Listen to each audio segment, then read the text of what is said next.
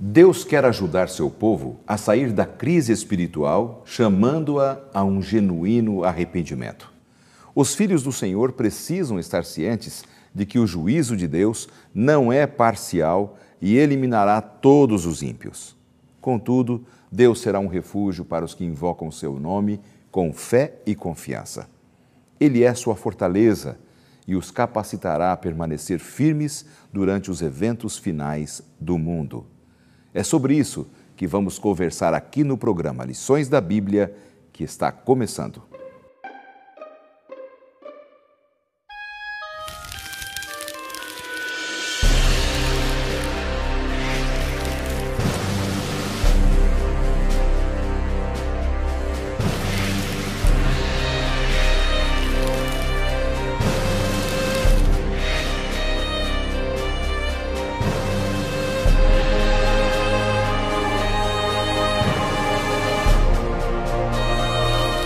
O Senhor levanta a voz diante do seu exército, porque muitíssimo grande é o seu arraial, porque é poderoso quem executa as suas ordens.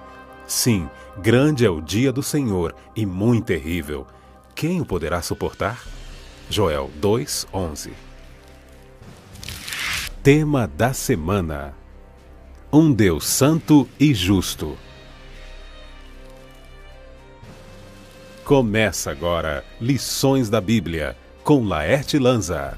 Olá amigos, estamos começando mais um programa Lições da Bíblia, aqui pela sua TV Novo Tempo, o canal da Esperança.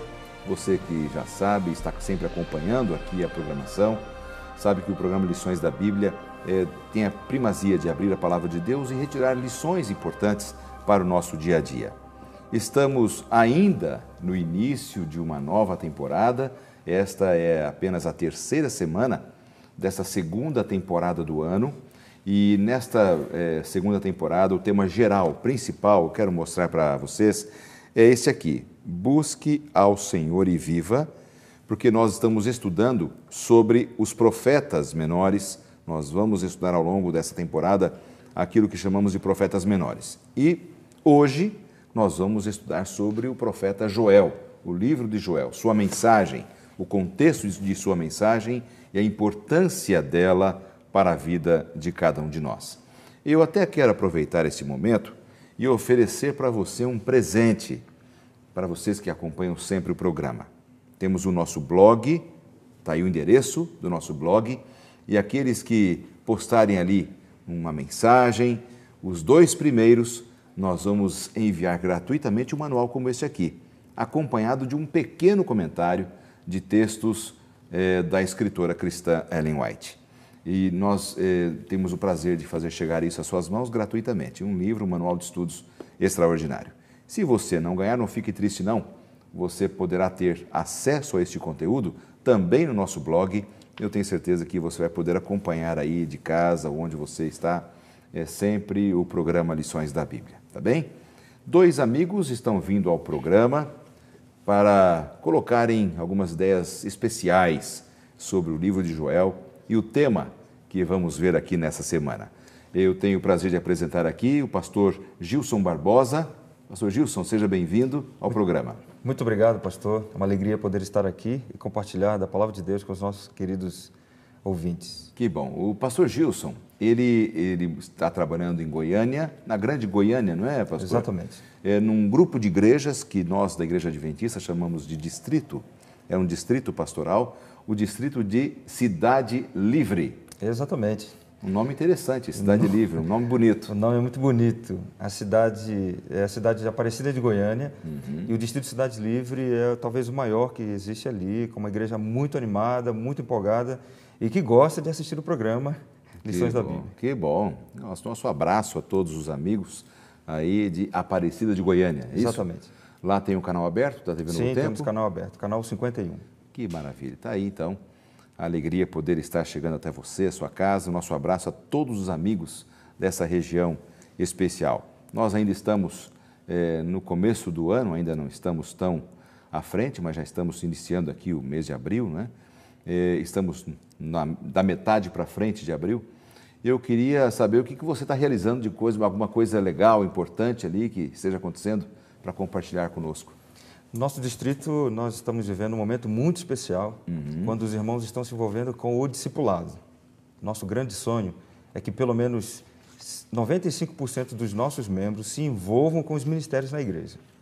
Uma outra coisa muito especial que está acontecendo ali é o fato de estarmos construindo novas igrejas e estamos também reformando algumas, a fim de que o povo de Deus tenha um lugar mais aconchegante, mais confortável.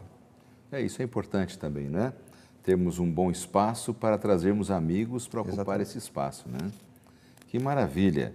Um abraço mais uma vez, muito obrigado, viu, pastor, pela sua participação, especialmente você que tem um pai que é meu xará, né? Exatamente. Xará, seu Laerte, né? Mora no Rio de Janeiro, né? Rio de Janeiro. Seu pai. Tá bom, um abraço também à sua família. E eu tenho o prazer de receber também o pastor Michael Nunes, que é do Mato Grosso, e ele exerce uma função ali, que para a Igreja Adventista nós chamamos de um presidente de uma associação, uma região administrativa, que é a Associação Sul-Mato Grossense. Não é, pastor Michael? Seja bem-vindo. Muito obrigado, fico muito feliz em poder estar aqui também, lá na Associação Sul-Mato Grossense, no Mato Grosso do Sul. Também temos o canal aberto e creio que muita gente assiste Lições da Bíblia e temos agora a oportunidade de juntos compartilharmos a Palavra de Deus também. Que bom. Campo Grande, a sua sede, né? Campo Grande. Uma cidade bonita, conheço muitos amigos ali, temos muitos amigos. Um abraço a todos os queridos amigos e telespectadores da TV Novo Tempo, aí de Campo Grande também. E algum projeto interessante? Estamos aí na metade de abril, já passou Semana Santa, como é que está aí a igreja lá no Mato Grosso do Sul, pastor? Agora, no próximo mês, no mês de maio, nós teremos ali uma grande ênfase no culto familiar. O nosso objetivo é que a maioria dos que congregam nas igrejas adventistas lá no Mato Grosso do Sul participem ativamente com as suas famílias num culto devocional, numa espécie de momento com Deus na sua casa. Então, no dia 18 de maio, nós teremos uma grande ênfase no culto familiar, pois queremos que as nossas famílias estejam realmente buscando ao Senhor de maneira conjunta. Isso é muito especial, né? Isso é realmente levar as famílias para mais perto de Deus, é muito importante. Aliás, dia 20, sábado, né? Agora, dia 20 de abril, é um dia em que sairemos às ruas para a distribuição do livro A Grande Esperança. E, de repente, você que está nos acompanhando poderá receber um exemplar deste livro em sua casa. Então, não se esqueça, somos amigos que vamos até a sua casa para levar um bonito livro. Penso que lá no Mato Grosso do Sul, também lá em Aparecida de Goiânia, será a mesma coisa, não é? Exato. Meus amigos, vamos fazer uma oração para nós começarmos? Vamos orar. Senhor Deus, ao abrirmos a Tua Palavra, dá-nos o entendimento para que possamos entender os Teus planos para a nossa vida, em nome de Jesus. Amém. Amém.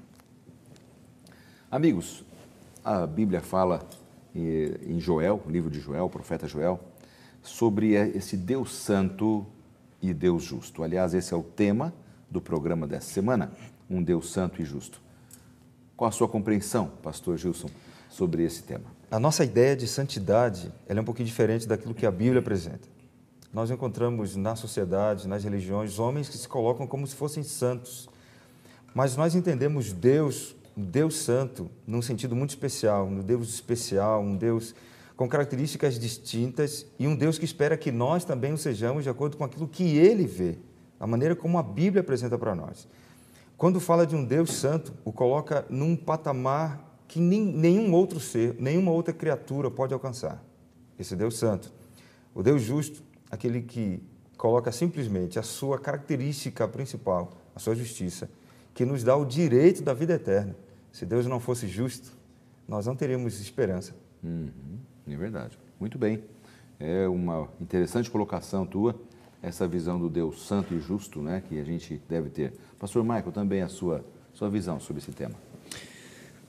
No livro de Joel, a gente começa a perceber o padrão que Deus deseja para o seu povo. E, às vezes, esse padrão requer algumas circunstâncias para que ele aconteça. Então, Deus, ao buscar justiça e ao também buscar a sua santidade, está tentando permitir que aqueles que conhecem um pouquinho, pelo menos, da sua vontade, vivam de uma maneira que agrade a Ele. Então, creio que nesse livro de Joel, nós podemos compreender um pouquinho melhor o que Deus espera do povo que o conhece de maneira plena. Agora, bem dentro do início ali do livro de Joel, dentro dessas colocações que vocês fizeram, da santidade de Deus, um Deus justo, Israel vivia um período de profunda tristeza, assolação, né? Porque vivendo um período de seca, gafanhotos comendo tudo, dificuldade com alimentos. Isso dava a impressão para eles, por exemplo, como uma espécie de um prenúncio do fim, né? Será que por isso que Joel fala sobre, tem esse sentimento de uma prova quase que final, de um evento final? Nós encontramos logo no início do livro de Joel, que aliás é um profeta que tem características muito especiais. Nós percebemos nele também um outro elemento importante que aparece em muitos profetas. Ele chora pela situação do seu povo, ele sofre com isso. E às vezes eu tenho a impressão de que Joel fala com o povo como se nós estivéssemos falando com o filho. Ele sabe que o mal virá, há os prenúncios, Deus fala com ele, e parece que o povo não entendia. Eu acho que Joel sofria bastante quando ele estava diante dessas situações. Eu penso que sim. Pois não, mas... Ainda mais na circunstância que todos estavam se encontrando naquele momento. Imagina, viver num local onde uma praga de gafanhotos está devastando a sua agricultura, daqui a pouco uma severa seca assolando todo mundo. Creio que não foi fácil para aquele profeta viver tudo aquilo que estava acontecendo e ainda assim apresentar um juízo em relação a tudo aquilo. A cena era de um desastre nacional, assim, porque Joel foi contemporâneo de Oséias, né? E de Amós também. Sim. Então, assim, existiam vários profetas em atividade naquele período e profetas que falaram também sobre a aprovação, o juízo de Deus. A cena era de um desastre nacional? É bom lembrar sempre, pastor, que Deus colocava essas situações como condicionais.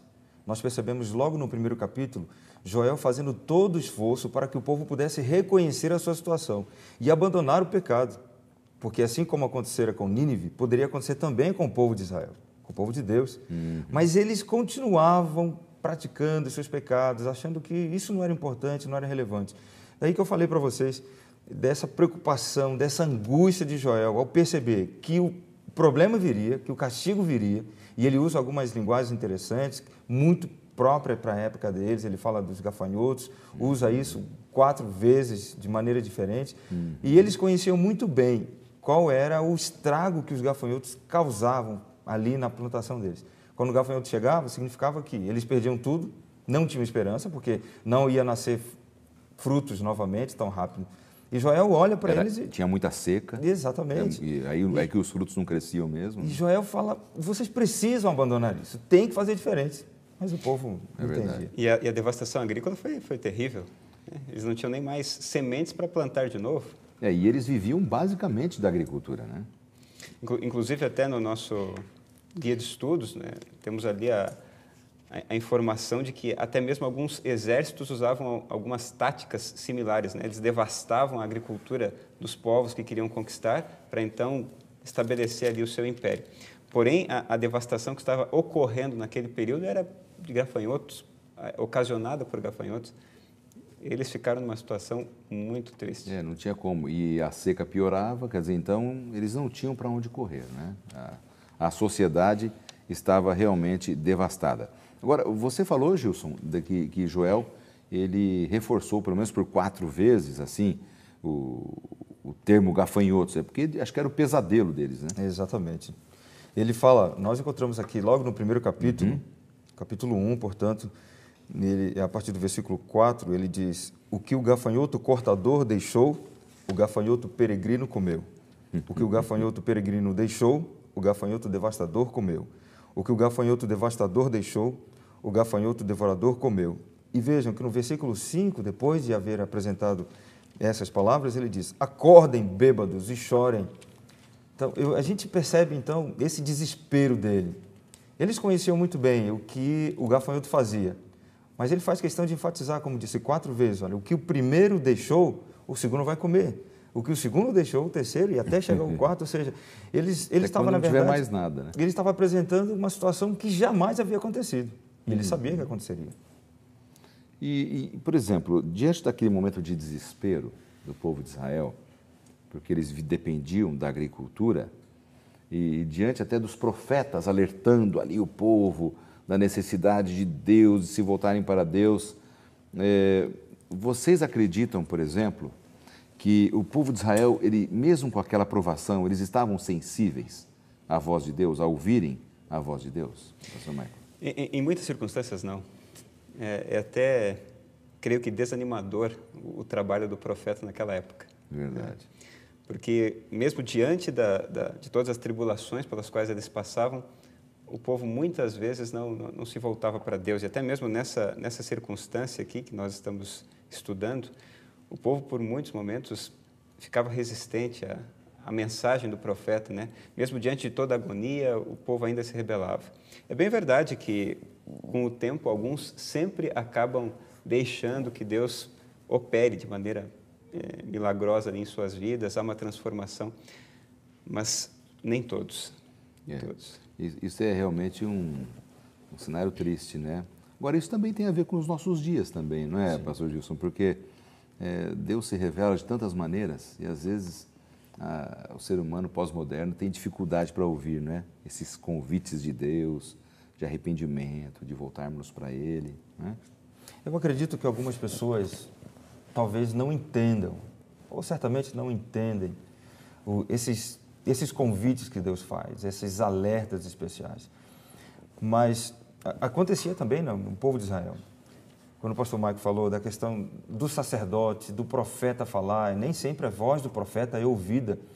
Desde aquela época até hoje, sempre é mais agradável ouvir coisas boas, profecias românticas, bonitas, promessas maravilhosas. E o que Deus queria para eles naquele momento era só uma coisa. Deus não tinha prazer, como não tem prazer em punir ninguém. Deus queria que eles entendessem, que voltassem para Ele. Agora, pastor, a gente percebe que ao longo de toda a história do povo de Israel, o povo parece que eles liam a mesma cartilha e eles repetiam. Estavam bem com Deus e Deus os abençoava e parece que na fartura eles se esqueciam de Deus. Esse é o triste retrato, talvez, também da nossa sociedade, né? Quem sabe você que está nos assistindo agora pode compreender bem isso, né?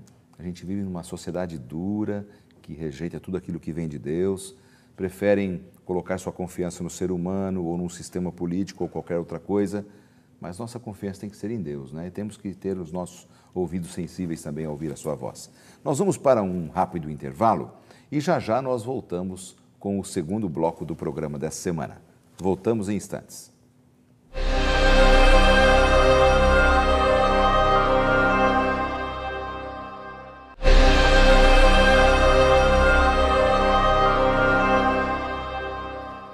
Estamos de volta com o segundo bloco do programa dessa semana, onde nossa ênfase é estudar o livro de Joel, profeta Joel, um profeta especial que viveu num tempo difícil da história do povo de Israel, um tempo onde a agricultura havia se perdido, onde as pragas, o gafanhoto havia comido toda a lavoura e aquele período de colheita que seria de alegria, agora só tinha tristeza.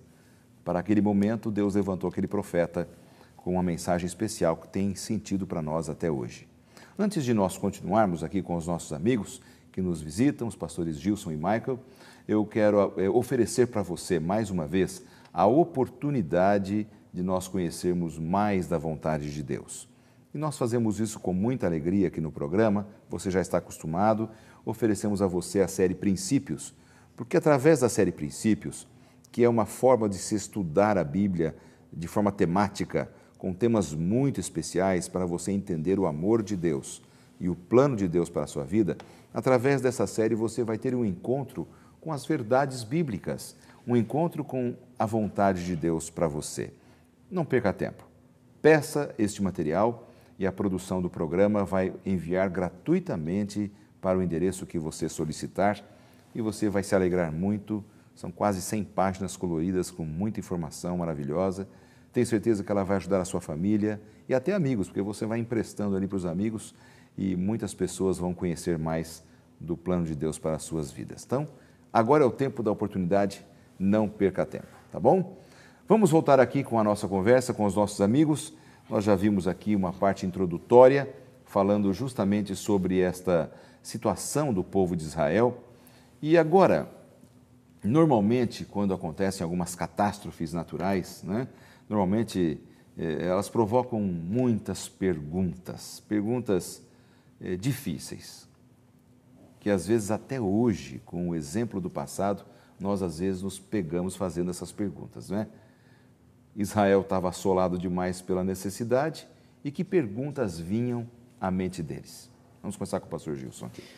Bom, a pergunta mais importante, por que Deus permitia que esse tipo de coisa acontecesse? Eu penso que, mesmo hoje em dia, nós queremos sempre relacionar, causa e efeito. Nós sempre achamos que se alguma coisa ruim acontecer, é porque Deus está querendo nos punir. Alguém que morre, um desemprego, um relacionamento que não vai dar certo. As pessoas tendem sempre a colocar a culpa em Deus, quando isso não é verdade. Nós sabemos que existe o inimigo das nossas almas que faz de tudo para atrapalhar a nossa relação com Deus. Mas, às vezes, também Deus permite que algumas coisas aconteçam em nossa vida para chamar a nossa atenção. Já pensou, pastor, se todas as vezes que eu orasse, Deus respondesse do jeito que eu quero? O próprio Cristo, ao nos ensinar a oração modelo, ele diz, seja feita a tua vontade. E é difícil demais a gente pedir para Deus fazer a vontade dele. Às vezes eu sou tentado a orar e dizer, Senhor, faça a sua vontade, parênteses, a tua vontade tem que ser essa, eu fecho parênteses, mas não é assim que Deus trabalha. E eu fico pensando agora também o outro lado, né, que também é importante, né? Nessa cultura punitiva de uma sociedade que crê muito na punição, né? É a tradição dessa nossa sociedade sul-americana, né? Eu fico pensando no seguinte, você já pensou a gente ficar a vida inteira olhando para as coisas que acontecem no dia a dia como punição de Deus? A vida é muito triste isso, uma coisa que não tem lógica, né? Ainda mais assim, Deus, ele é responsável por muitas coisas boas, na verdade por todas as coisas boas. Agora, algumas coisas ruins que acontecem ao redor do nosso mundo, não podemos imaginar que seja simplesmente punição de Deus, né? Nós estamos num mundo em que existem problemas, o pecado está aí para atrapalhar muitas coisas. Agora, eu penso o seguinte, muitas vezes Deus ele está um pouco mais interessado no nosso futuro do que no nosso presente. Diante de algumas circunstâncias difíceis, nós acabamos nos voltando para Deus como nunca nos voltaríamos de uma outra forma. Então, diante dos porquês que muita gente lança, e às vezes nós mesmos assim o fazemos, creio que há, sim, sempre espaço para entendermos que, daquele jeito, quem sabe podemos chegar um pouquinho mais próximos do que Deus espera da nossa vida. Fato é que Joel, ao apresentar todo esse pano de fundo desastroso da sua época, estava ali, mais uma vez, chamando o povo, olha, as coisas não estão indo bem, mas o que vocês acham de agora se voltarem para Deus e buscarem a sua presença de maneira plena? Pastor, a tendência do ser humano também é, bom, se Deus está me punindo, eu vou fazer alguma coisa para aplacar a sua ira. Nesse episódio, de maneira muito especial, nós percebemos que Deus, ele trabalha de uma maneira diferente. Vejam, o natural seria que eles agora quisessem oferecer ofertas ao Senhor, só que os gafanhotos comeram a oferta. E a oferta que Deus queria não era aquilo que eles tinham, mas eram eles mesmos. E eles não conseguiam entender isso. Se Deus permitisse que as ofertas continuassem, eles iriam lá, pagariam as suas oferendas e achavam que isso iria resolver o problema. Mas Deus queria o coração deles, era por isso que Deus estava lutando. Israel também tinha um pouco dessa noção de uma religião punitiva, né? Sem dúvida alguma. Eles olhavam para Deus dessa maneira. E talvez alguns até olhem hoje. Nós percebemos, por exemplo, quando morre uma criança, às vezes as pessoas, num afã de confortar, colocam a mão no ombro da mãe, do pai e diz, olha, Deus quis assim, dando a ideia de um Deus que é mau. Deus meio sádico, meio tirano, né? Mas João diz que Deus é amor e Deus não se encaixa nessa visão. E Deus o tempo todo vai buscar sempre a nossa mais plena busca daquilo que é correto, certo, mas Sim. não é sempre muito fácil de compreender tudo isso. Não, isso é realmente uma grande verdade. Interessante aqui no verso, a partir do verso 13, Joel ele faz aqui quase que um desafio ao povo, não é? Ele pede ali que eles se vistam com panos de saco, que lamentem, sacerdotes e ministros do altar uivai, vinde ministros, meu Deus, passai a noite vestidos de panos de saco. Joel, ele faz uma proclamação nacional de reavivamento e reforma de vida, pastor Gilson. Olha, pastor, Joel, ele estava deixando muito claro para o povo qual era o propósito de tudo isso, embora eles fossem bastante reticentes em entender. Como eu disse, não havia mais oferta. E agora Deus está olhando para eles quando eu olho principalmente para esse verso 13, eu acho que Joel, sob inspiração divina, estava tentando dizer para eles, vocês precisam viver um clima verdadeiro de arrependimento. Não apenas uma coisa da boca para fora. Sim. Coloquem uma roupa de luto, chorem, vamos prantear. Eu quero que todos vocês sintam isso, porque era necessário que todo o povo passasse por esse processo, pastor. Não poderia ser apenas o sacerdote ou o próprio Joel como profeta. O povo todo, cada casa, cada pessoa, cada pai, cada mãe, cada filho, eles faziam parte de um povo, e o povo era de Deus. E por serem um povo de Deus, tinham que viver do jeito de Deus. Isso era talvez a coisa mais difícil para eles. Com certeza. Essa falta de visão que Israel tinha dos aspectos que Deus desejava para eles e de uma vida reavivada, reorganizada, replanejada, é também o plano de Deus para a nossa vida hoje, não é, pastor Michael? Sim, Deus o tempo todo está querendo que nós sejamos felizes, né? E as suas instruções bíblicas, as instruções que nós encontramos na Bíblia, sempre procuram nos apresentar um plano um pouco mais tranquilo de se viver aqui nessa terra. Imagine, se Deus, sendo o Criador de todas as coisas, vai preferir que as suas criaturas vivam de uma maneira desordenada ou com uma série de problemas que são causados pelas próprias criaturas. Deus é um Deus maravilhoso e Ele deseja que nós tenhamos sempre a vida melhor possível, com certeza, mesmo diante de todos os problemas que enfrentamos aqui nessa terra. Como se encaixa nesse contexto de conclamação, santa convocação que Joel fez, pedindo para que o povo se voltasse para Deus, como nós podemos encaixar aqui aquilo que encontramos no capítulo 2 do livro de Joel, versos 28 e 29, que é a promessa do dom do Espírito de Deus, né? Era fácil para as pessoas acreditarem naquela promessa diante da prova que eles estavam passando ali? Pastor, a gente percebe em vários momentos da história que as épocas eram diferentes, mas o ser humano parece que é sempre o mesmo. Nós, ainda hoje, e hoje talvez de uma maneira mais intensa, nós percebemos que as pessoas, muitos outros estão querendo buscar a Deus, estão buscando a Deus.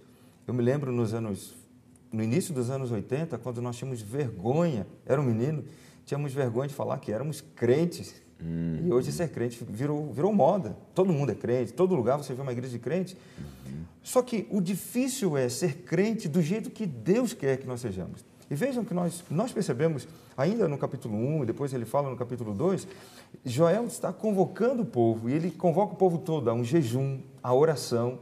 Joel está dizendo, há necessidade de nos consagrarmos, como o Senhor falou, passarmos por um revivamento, por uma reforma, para que Deus possa atuar em nós. É como se nós pudéssemos tirar aquilo que está dentro de nós, não agrada a Deus, para que Deus agora possa atuar. Eu acho que isso hoje também é necessário. Eu posso ter uma igreja, uma religião que faz as coisas que agradam as pessoas.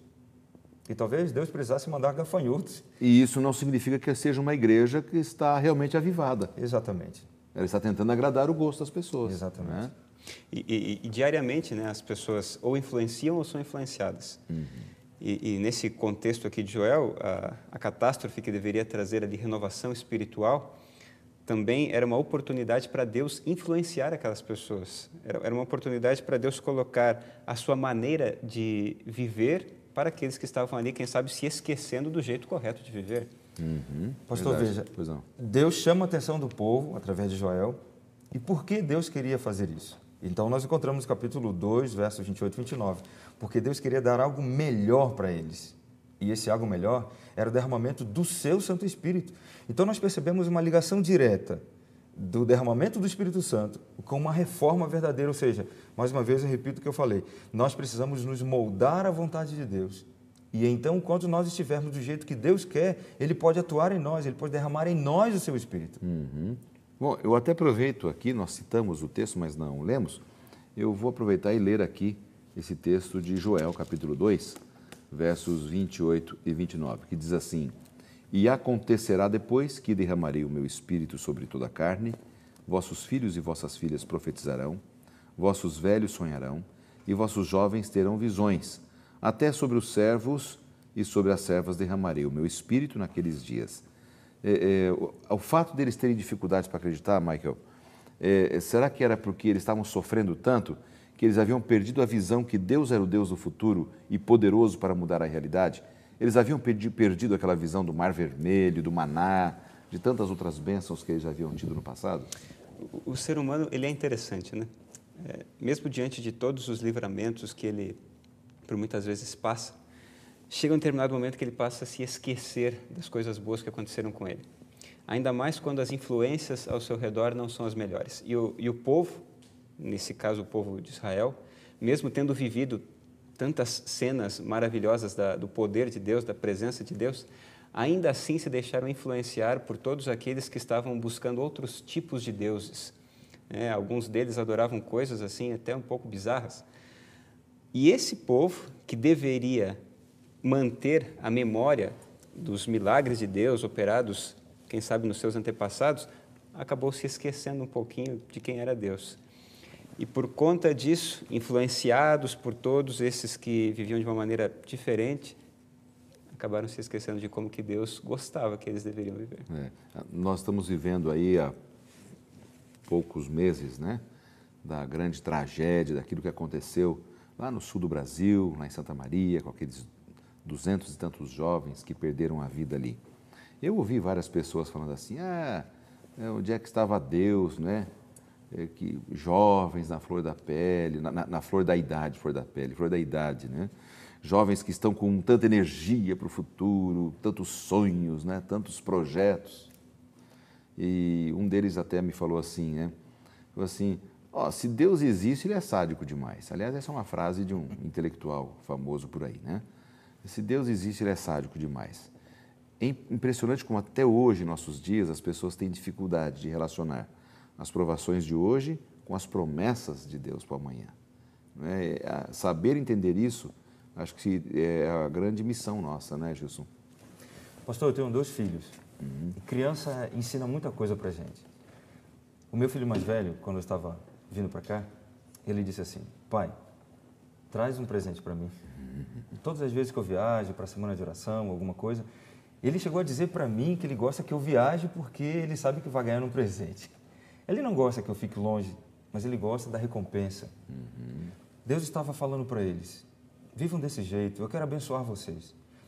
Tem uma outra nuance interessante nesse texto aqui no capítulo 2, que é que a promessa que Deus faz, ela se aplicava a todos, aos servos, às servas, que naquela cultura não tinham valor social.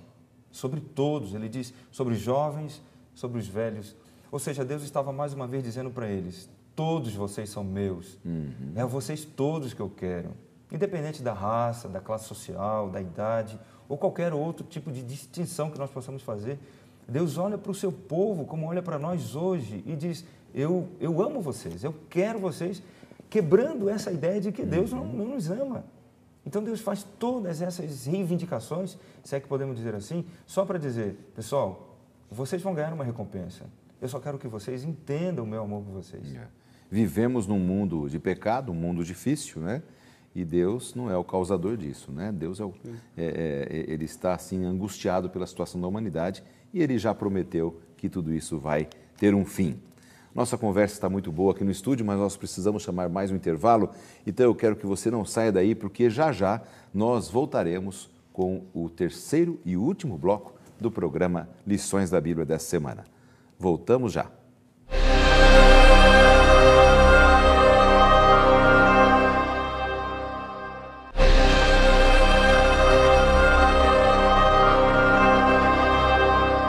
Estamos de volta com o terceiro e último bloco do programa dessa semana. Você sabe que, você que já estava acompanhando, claro, sabe que estamos estudando o livro de Joel, o livro da Palavra de Deus, Joel, a sua mensagem de exortação e de importância para Israel e também para a nossa vida hoje nesse mundo pós-moderno, né? A importância de termos a nossa vida nas mãos de Deus.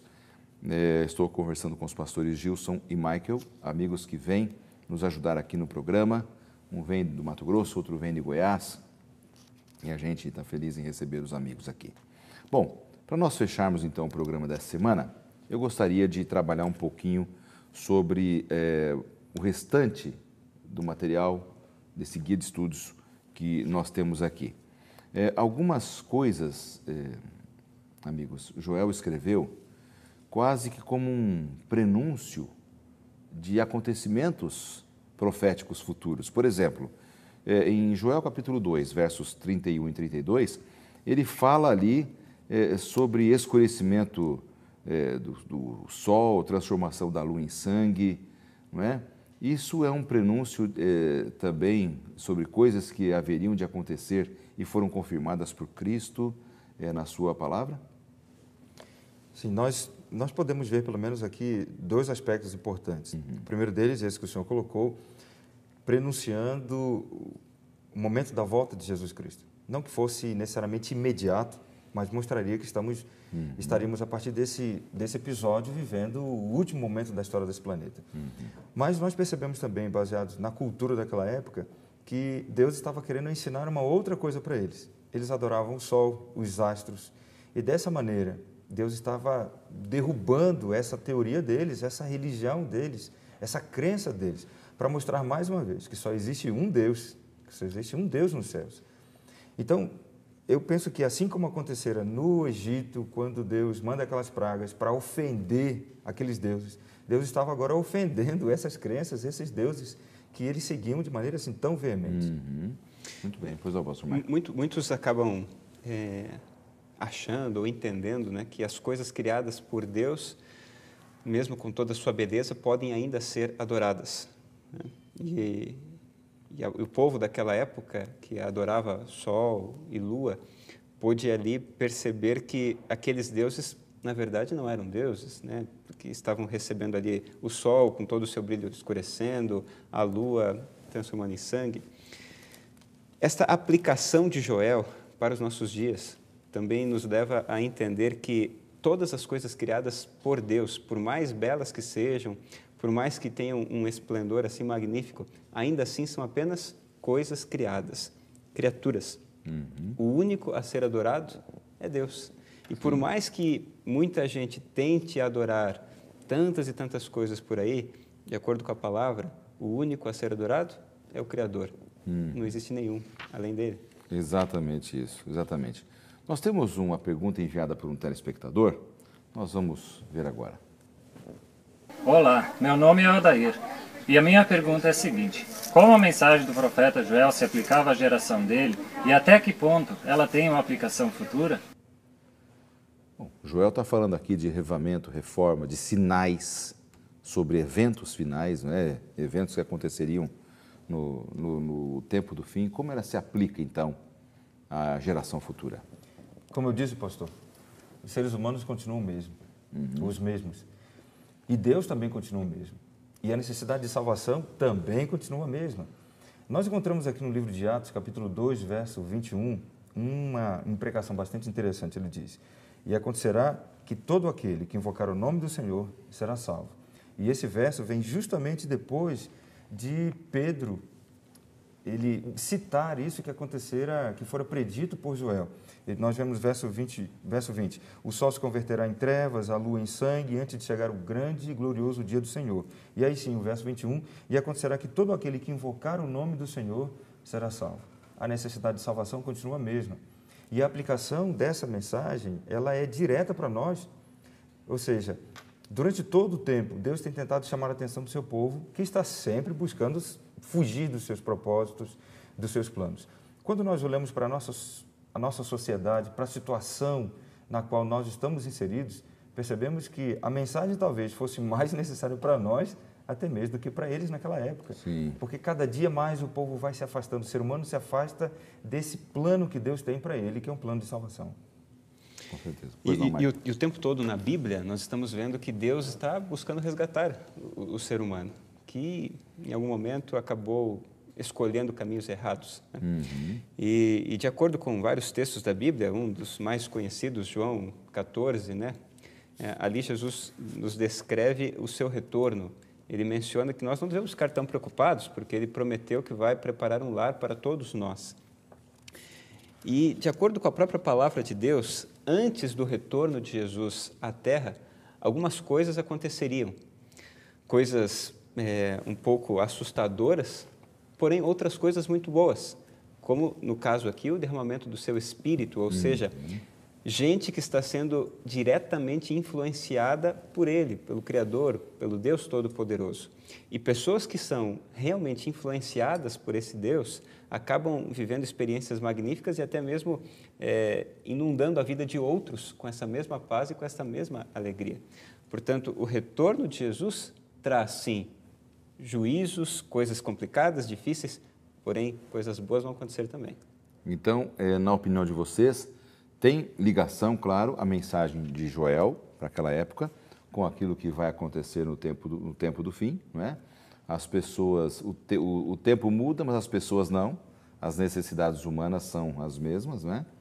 E vocês acham que a mesma dificuldade que o povo judeu tinha para confiar em Deus e acreditar, já que essa mensagem pode se aplicar no futuro, que é o que nós estamos vivendo hoje, né? Nós estamos no futuro deles, é a mesma dificuldade que eles tinham de acreditar? Quer dizer, hoje as pessoas, já que elas não mudam, elas têm a mesma dificuldade em acreditar na Bíblia, na Palavra de Deus, nos conselhos de Deus? Pastor, a tendência natural do ser humano é fugir de Deus. Quer se esconder, quer procurar alguma coisa. E ontem à noite eu estava pregando e eu disse que existe um vazio no coração do ser humano do tamanho de Deus. E ao longo da nossa vida, nós estamos tentando preencher esse vazio com outras coisas. Alguns com vícios, outros com divertimentos, outros com outros deuses, com falsas religiões. Mas esse espaço só pode ser preenchido por Deus.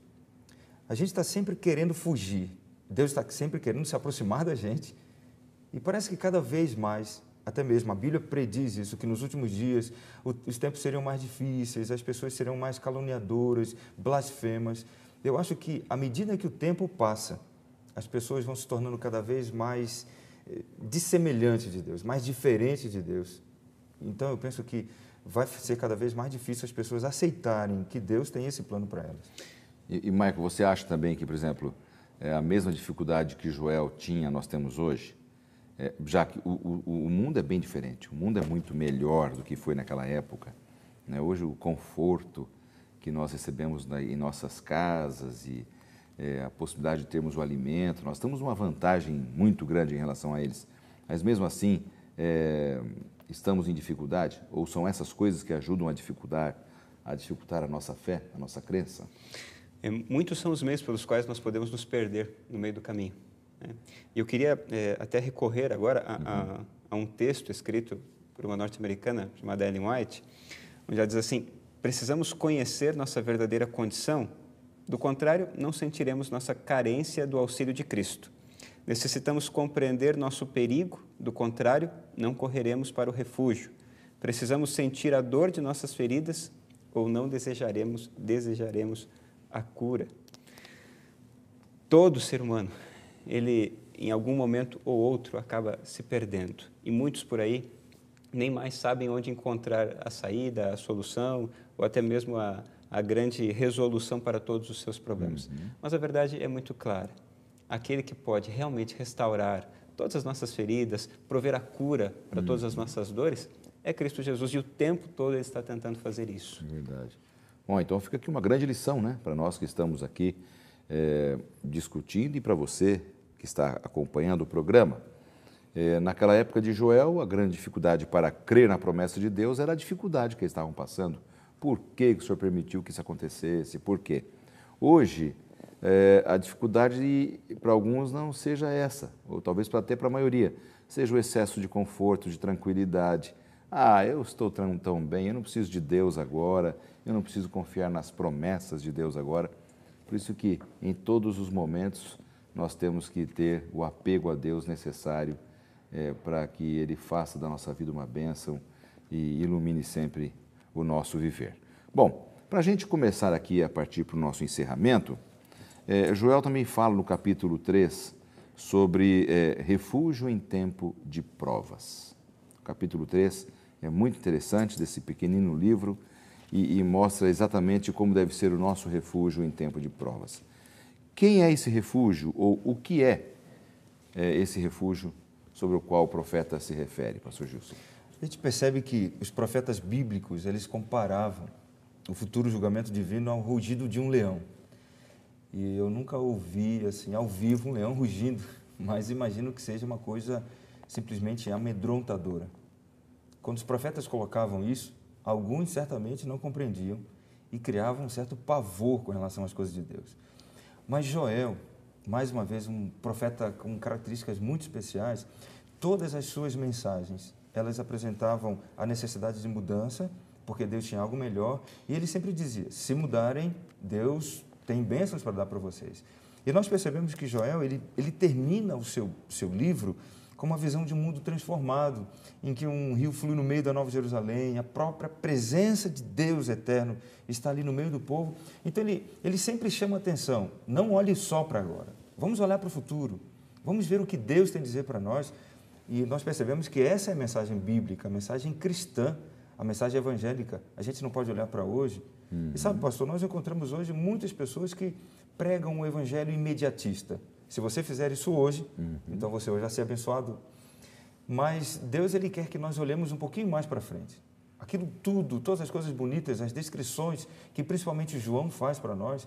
E eu penso que João devia olhar muito para as coisas que Joel dizia, porque existe uma ligação muito grande nessa visão, nessa paixão por esse Deus. Deus tem algo especial para nós. Vamos olhar para frente, vamos esperar que Deus cumpra o seu propósito na nossa vida. Maravilha.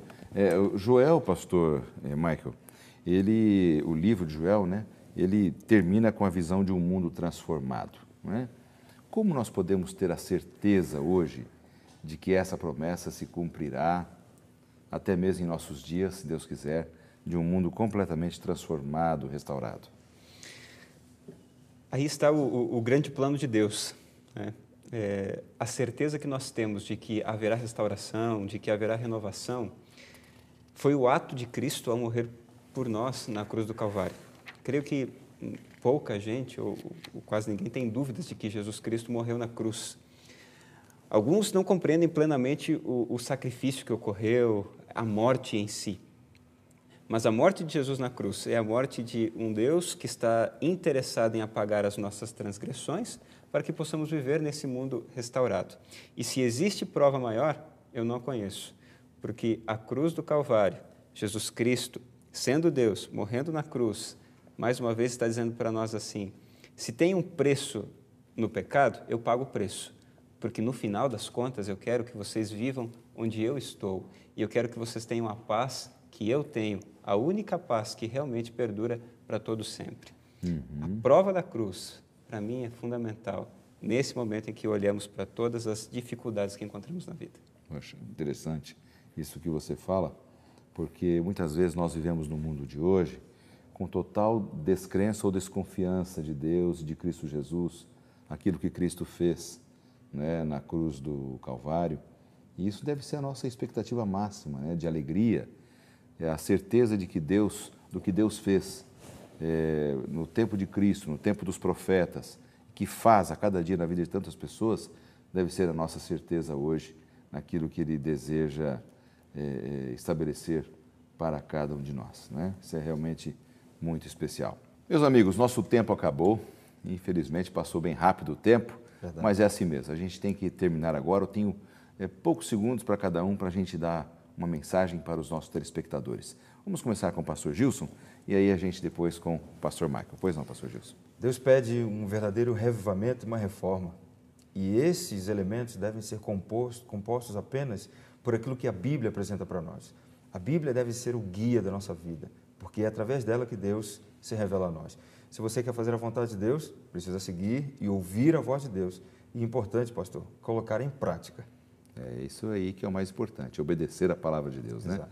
Pastor Gilson, muito obrigado pela sua participação. Deus abençoe o seu ministério. Pastor Michael, também a sua palavra final. Veja, Deus não seria louco em morrer numa cruz simplesmente para que nada acontecesse. O plano de Deus para nós sempre vai ser o melhor. Por mais que às vezes duvidemos de algumas coisas, ainda assim, Deus sempre tem o plano ideal para a nossa vida. Acreditar nesse plano e confiar em sua palavra é a melhor escolha que nós podemos fazer. Obrigado, pastor Michael. Deus te abençoe seu ministério. Deus abençoe a você, amigo telespectador aqui da Novo Tempo. Que possamos ter a nossa vida nas mãos de Deus e uma vida preocupada com reavivamento, com reforma de vida, de fé, porque em breve Jesus voltará e nos levará para a vida eterna, né? Que Deus abençoe. Vamos orar para terminarmos o programa. Pai querido, estamos nas tuas mãos e faça da nossa vida aquilo que tu desejas. Amém. Operes em nós um grande reavivamento, uma poderosa reforma. Em nome de Jesus. Amém. Amém.